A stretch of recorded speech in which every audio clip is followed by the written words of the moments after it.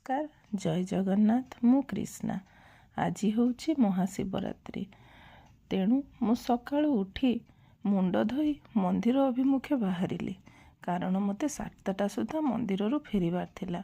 8टा बेले मोर क्लास। मंदिर जाइतिला बेले मु खूब सुंदर फोटोटे उठेइथिली।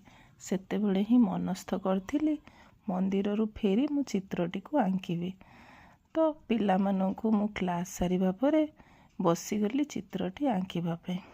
आज पिला माननकु मु मंडला आर्ट शिखेइथिली। सेमाने तांकर मंडला आर्ट करी फेरी जिबा परे मु स्टार्ट कली रफ स्केच टे। से फोटोटी को देखी मु पेंसिल रे धीरे धीरे तार स्केच करबा आरंभ करदेली। स्केच करुवा समय रे ही मते बहुत खुशी लगुଥାଏ कारण मने पड़ी जाउଥାଏ छोट बेलर कथा। मु छोट बेले कौन करे ना रविवार दिन झरका पाखरे बसी जहाँ भी दृश्य मते देखा जाए मु ताकू पेंसिल द्वारा मोर जेकोसी खातार आंकी बसे।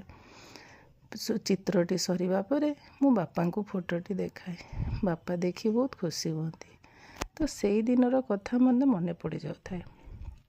मु मोबाइल फोटोटी को देखी चित्र आंकिबारे लागिली। तापरे भाबुଥାଏ को कलर करिवि कारण मते ताको रियलिस्टिक करियार थाए। तेणु भाबिली वाटर कलर रे जेमिति रियलिस्टिक देखा जाए ताहा एक्राइलिक रे एते देखा जाए नहीं। तो धीरे धीरे रफ स्केच टी करिबा परे मु स्टार्ट कली कलर करिबा समय रे मु आरंभ कली गछरू। गछरे डार्क ग्रीन लाइट ग्रीन आउ येलोर कॉम्बिनेशन रे धीरे धीरे गछटी को रियलिस्टिक रूप देबारे लागिली। वाटर कलर टिके टाइम टेकिंग प्रोसेस।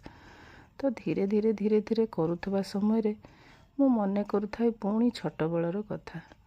गोटे मजेदार कथा थरे महाशिवरात्रि रे आम घर पाखरे गोटे शिव मंदिर रे छोट पिला मानकर कंपटीशन हुए। तो मु जानी नथिली कंपटीशन विषय रे। मोर सांग आसी मते कहिला अरे चल जिबा सेठी कंपटीशन होउची शिवरात्रि उपलक्षे तोर मोर भाग नेबा। तो मु घरे कहा को किछि न जणै मो सांग सहित पळेली। फर्स्ट टाइम पाई सेठी कंपटीशन थिला 1 मिनिट। 1 मिनिट रे किए केते दौड़ी पारिबो तापरे थिला केते थर शिवंकर नाम लिखि पारिबो एमिति फेज बाय फेज थिला। तो जेहेतु मो पाई नुआ थिला कंपटीशन आ चैलेंजिंग भी मते बहुत खुशी लगुଥାଏ। फास्ट मु सिलेक्ट हेली तापरे गली सेकेंड राउंड को। सेकेंड राउंड रे थिला केते थर शिवंकर नाम लिखि पारिबो 1 मिनिट रे। मोर मने अछि सेते बेलको मु पंचम श्रेणी रे पढुଥାଏ। तो शिवंक नाम मु 47 थर लिखी मो अपोजिट रे जो पिला थिला सी लिखिला 35। तो तापरे मु जीतिली।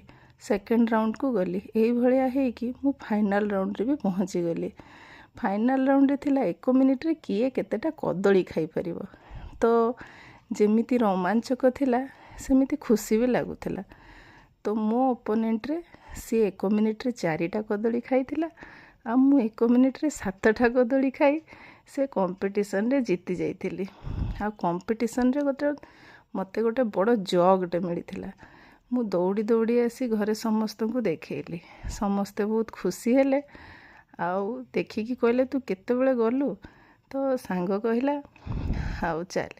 तो इति मध्यरे मोर ड्राइंग टी भी कंप्लीट हो गला। आपण मैंने देखिए और ओपिनियन देवे केमिति लागिला। जय जगन्नाथ।